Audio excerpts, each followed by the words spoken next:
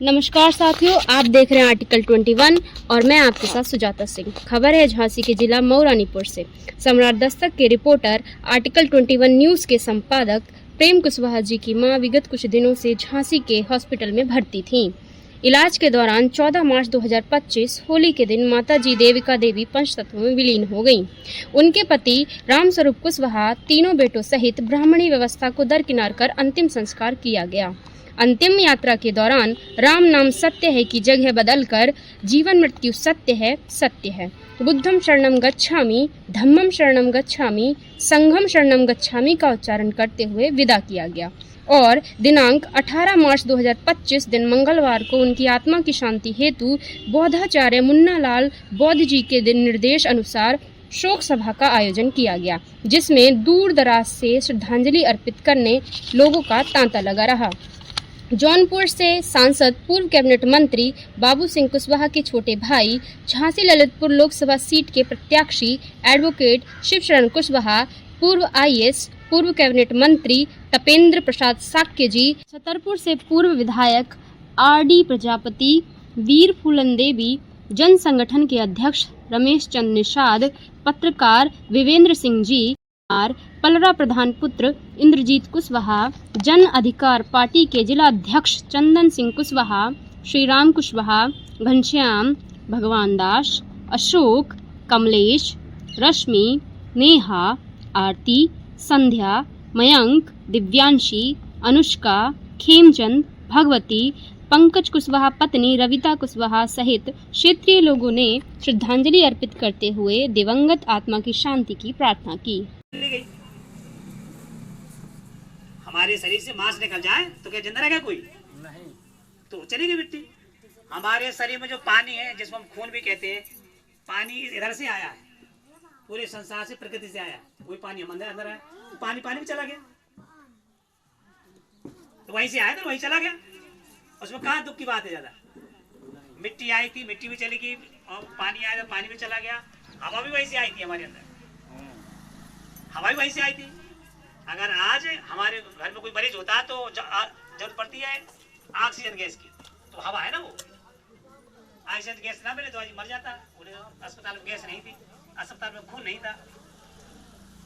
हमारा बच्चा है, उसको बेटा बोल लो ना, बड़ा चाचा बोलो, ताऊ बोल लो, और अगर कोई महिला है तो उसको बेटा बोल लो, छोटे बच्चे को, बड़ा वाले को बहन बोल लो, और अपने बुजुर्ग को माता जी बोल लो। आपकी नजर गंदी नहीं हो सकती, नजर गंदी नहीं हो सकती। अगर छोटी बच्ची को तुमने बेटा बोल दिया, बराबर वाले को बहन बोल दिया, और बहन के और कुछ बोलेंगे तो वहां नजर गंदी हो जाती है। बड़ी को चाची बोलना, माता जी बोलना, मौसी कुछ बोल सकते हो, तो आपकी नजर गंदी नहीं होगी, तो समाज सुधरेगा, समाज में सुधार आएगा। इस तरह हम माताओं से कह रहे हैं, बहन से कह रहे, बेटियों से कह रहे कि आपकी भी नजर स्थिर होने चाहिए। अगर हमसे कोई बड़ा पुरुष है तो उसको चाचा, दाऊ, ताऊ बोल लो, बराबर का भैया बोल दो ना, कहाँ नजर गंदी होगी, कहाँ समाज खराब होगा। और छोटे को उसको बेटा बोल दो। तो हमें अपने जीवन में ये जो चौथा सील है गौतम बुद्ध ने सिखाया, जिस देश में, जिस परिवार, जिस व्यक्ति के अंदर ये चौथा सील है, वो आज बहुत सुख है, संपन्न है, खुशी है। इतनी महंगी शिक्षा कर दी, इतनी महंगी शिक्षा कर दी कि वो वहाँ पहुंच नहीं पाता है, अपने बच्चों को पढ़ाई नहीं कर पाता, सुविधा नहीं दे पाता, व्यवस्था नहीं दे पाता। जब वो पढ़ेगा नहीं तो निश्चय वो भयभीत रहेगा, तो कोई आदमी उसको डरा करके उसका धन लूट ले जाएगा, उसको वोट पहुंचवाता रहेगा, और तमाम पाखंड में लगाया रहेगा, और भगवान मुरझाए रहेगा। तो जो देश शिक्षा में आगे हो गए, वहां तो ना कोई भय भीत रहता, ना कोई भाग का विश्वास करता, ना वहां कोई भगवान पैदा हुआ। पढ़िए ना, इतना बड़ा संसार है, किसी भी देश में कोई भगवान नाम का व्यक्ति पैदा ही नहीं हुआ, ना कोई वहाँ भाग का भरोसा करता। सब लोग पढ़ते हैं और पढ़ करके आगे निकलते हैं, बड़े बड़े अधिकारी बनते हैं, और अपने शासन में परिवार का नाम रोशन करते हैं। एक चीज हमारे अभी निषाद जी ने, अध्यक्ष जी ने बताया, तमाम महापुरुषों के नाम लिए। आज हम इस भारत देश में आजाद है, कभी हम आगे। उनका ग्रंथ कहता है कि कोई मुंह से पैदा हुआ, कोई भुजाओं से पैदा हुआ, कोई पेट से पैदा हुआ, कोई पैरों से पैदा हुआ। तो तथागत गौतम बुद्ध ने कहा था कि जो इनकी ग्रंथ कह रही है उसको झूठ मानो, और जो मैं कह रहा हूं उसे आप झूठ मानो। लेकिन आप मनुष्य हो, जो आंख से देख रहे हो उसको सत्य मानो। कि जो है जैसे सोना होता है और जमीन में पड़ा रहता है, लेकिन उसे सोना आप बिल्कुल सिद्ध नहीं कर सकते हो जब तक आप जो है सुनार के पास ना ले जाओ। और सुनार जब तक कसौटी पे नहीं कसेगा तब तक पता नहीं पड़ेगा कि सोना है कि पीतल है। जब उसे कसौटी पे कसोगे तो पीतल पीतल अलग हो जाएगा, सोना सोना अलग हो जाएगा, लोहा लोहा अलग हो जाएगा, तब वो सोना बनता है। इसी तरीके से तथागत गौतम बुद्ध ने कहा था कि जो इनका ग्रंथ कह रहा है वो कह रहा है कि ब्रह्मा के मुंह से फला पैदा हुआ है, ब्रह्मा की भुजाओं से फला पैदा हुआ है, ब्रह्मा की टुड़ी से फला पैदा हुआ है। तो यहाँ आप लोग सारी माताएं बहनें बैठी हैं, मनुष्य भी बैठे हैं, पुरुष भी बैठे हैं। आप लोग बताइए कभी बच्चा बच्ची सिर से, मुंह से, हाथ से, पैरों से कभी पैदा होते हुए किसी ने देखा हो तो मैं उसे मुंह मांगी इनाम दूंगा, रमेश चंद्र ने साथ। लेकिन सारे लोग जानते हैं कि हम लोग माता पिता की बदौलत से बच्चा पैदा होते हैं। तो जो भी इनने लिख डाला हम लोगों को गुमराह करने के लिए लिखा गया है साथियों। इन्हीं बातों के साथ, बातें तो बहुत हैं। आज इस कार्यक्रम में जो भी हमारी मां शक्ति आई है, इन सब लोगों से निवेदन करना चाहता हूं कि आप लोग भी तथागत गौतम बुद्ध को पढ़ें।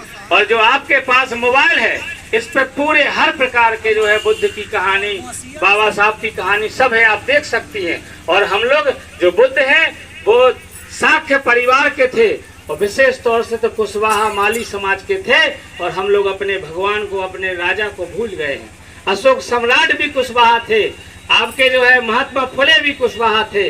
लेकिन हम लोग अपना इतिहास भूल करके जाने कहाँ कहाँ क्या कर रहे हैं। आज नहीं तो यहाँ हजारों की भीड़ होती जो आज प्रेमचंद जी ने इतना बड़ा कार्यक्रम कराया।